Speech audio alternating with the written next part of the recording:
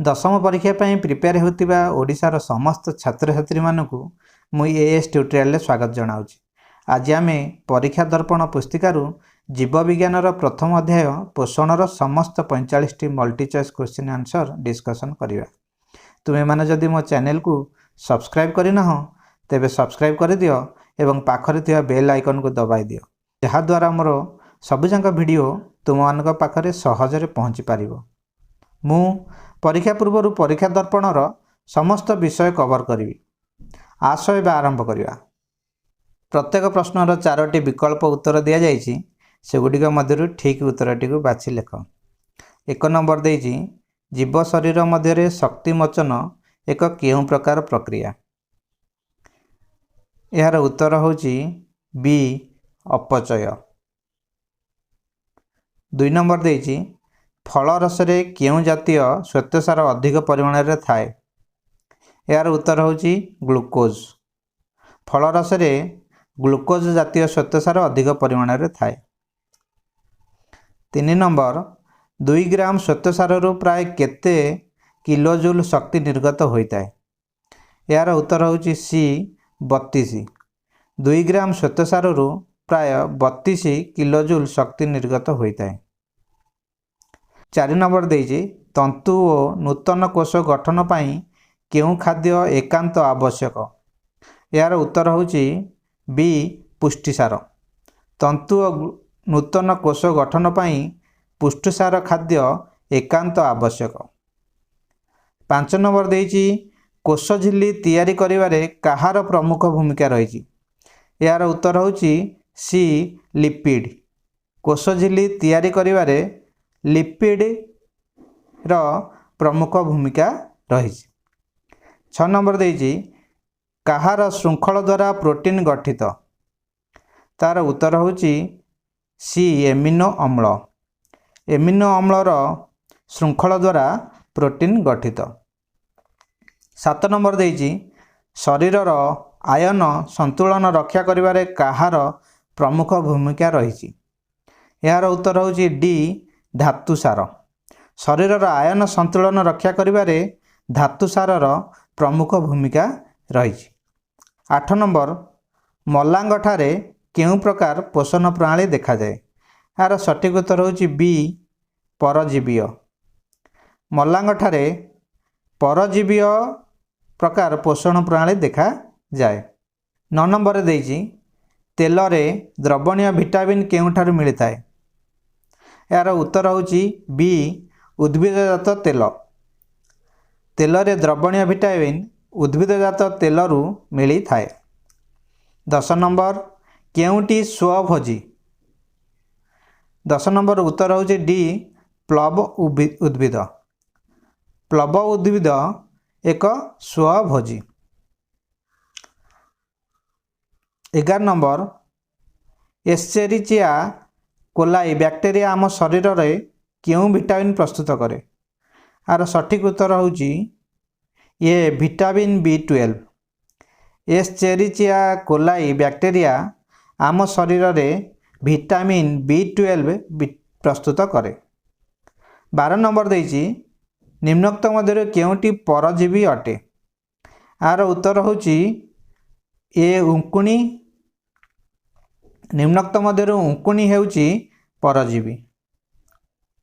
13 number पत्रर केउंठारे अंधकार प्रक्रिया होता है। 13 नंबर उत्तर होछि स्ट्रोमा। पत्रर स्ट्रोमा ठारे अंधकार प्रक्रिया होई थाए। 14 नंबर थाइलाकॉइड थलीर भितर स्थान को कौन कहा जाए।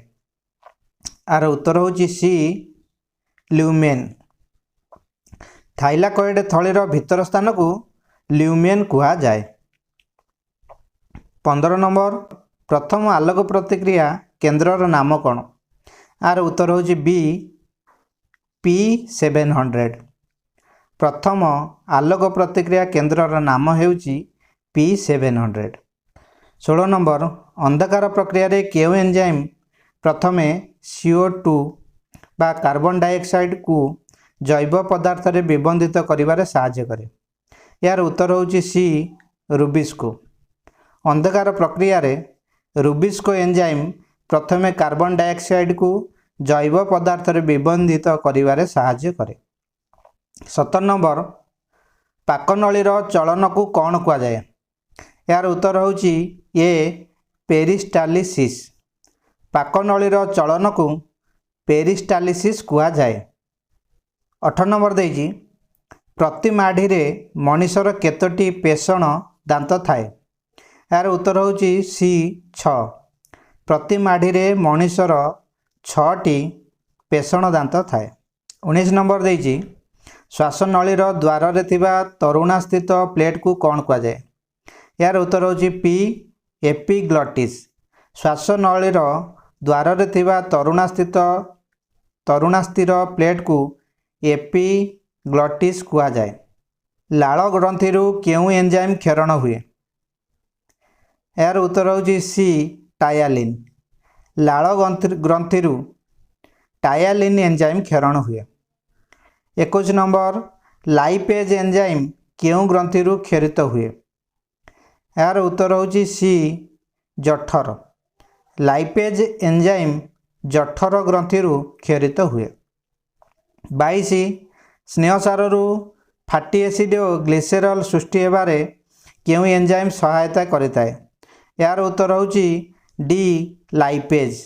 स्नेहसार फैटी एसिड और ग्लिसेरल सृष्टि हेबारे लाइपेज एंजाइम सहायता करिताए।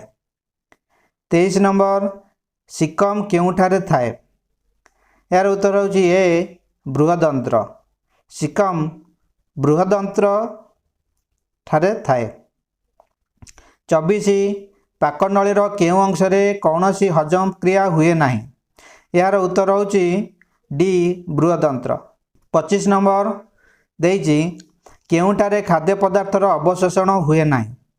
तार उत्तर होची बी मुख गह्वर।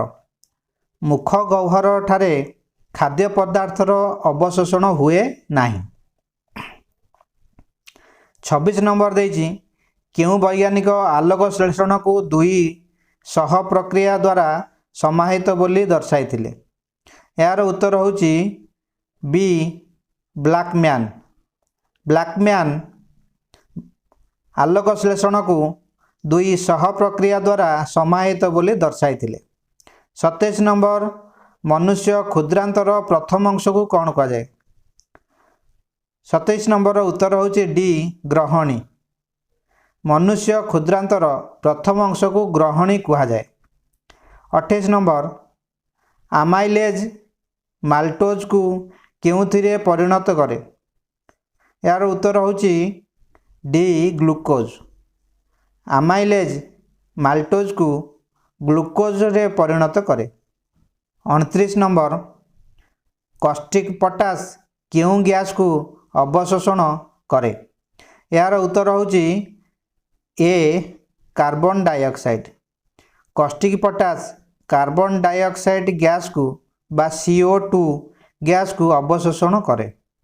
30 केउ द्रवण रे बुड़ाइले सबुज पत्रटी वर्णहीन हो जाए? यार उत्तर होची बी फुटंता सुरासार। फुटंता सुरासार द्रवण रे बुड़ाइले सबुज पत्रटी वर्णहीन हो जाए। 31 नंबर पाकस्थलीर उपर अंश को कौन कुआ जाए? तार उत्तर होची डी कार्डियाक स्टोमाक। पाकस्थलीर उपर अंश को कार्डियाक स्टोमाक कुआ जाए। 32 शरीर रे जलीय अंश कमीगले कौन हुए? यार उत्तर होची सी शरीर अवश हो जाए। शरीर रे जलीय अंश कमीगले शरीर अवश हो जाए।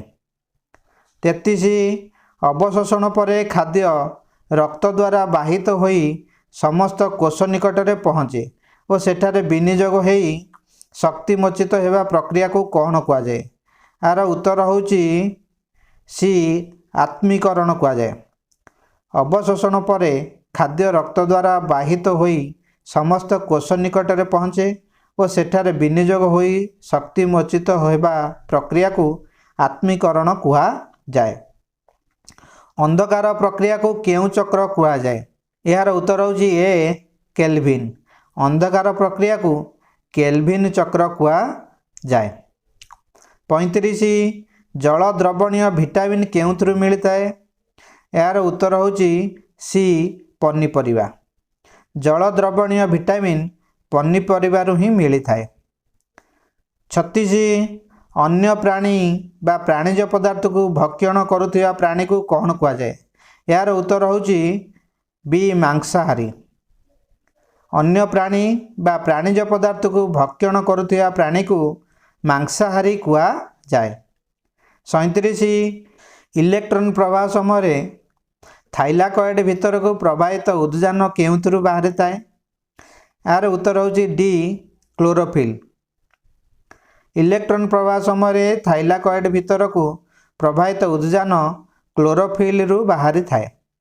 38 आलोक संश्लेषण शक्ति कहले कहा को बुझाए? यार उत्तर होची सी NADPH और ATP को बुझाए। आलोक संश्लेषण शक्ति कहले NADPH और ATP को बुझाए।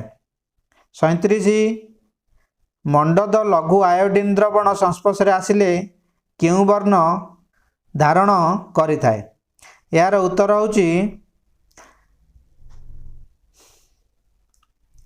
होची बी नील। बा मंडद लघु आयोडीन द्रवण संस्पर्श आसिले नील वर्ण धारण करिथाए। 40 आम शरीर में खाद्य को खाद्य नली भीतर को और वायु को श्वासनली भीतर को चालित करने क्यों अंग रही? यार उत्तर होची डी अधिजीवा। आम शरीर में खाद्य को खाद्य नली भीतर को और वायु को श्वासनली भीतर को चालित करने अधिजीवा अंग रही। 41 आम शरीर में क्यों अम्ल खाद्य रे थिबा क्षतिकारी बैक्टीरिया को मारी दिए? यार उत्तर होची ये लवण आम्ल। आम शरीर में लवण आम्ल खाद्य रे थिबा क्षतिकारी बैक्टीरिया को मारी दिए। 42 निम्नोक्त मध्यरु केउथिरे एंजाइम न थाए? यार उत्तर होची ए पित्तरस। निम्नोक्त मध्यरु पित्तरस रे एंजाइम न थाए। 43 देइछि निम्नोक्त मध्यरु केउ एंजाइम स्नेहसार जातीय खाद्य को फैटी एसिड और ग्लिसरॉल रे परिणत करे? यार उत्तर होची डी लाइपेज। निम्नोक्त मध्यरु लाइपेज एंजाइम स्नेहसार जातीय खाद्य को फैटी एसिड और ग्लिसरॉल रे परिणत करे। 44 सरलीकृत खाद्यर शोषण शरीर केउठारे होइताए? यार उत्तर होची सी क्षुद्रांत्र। सरलीकृत खाद्यर शोषण शरीर क्षुद्रांत रे होइताए।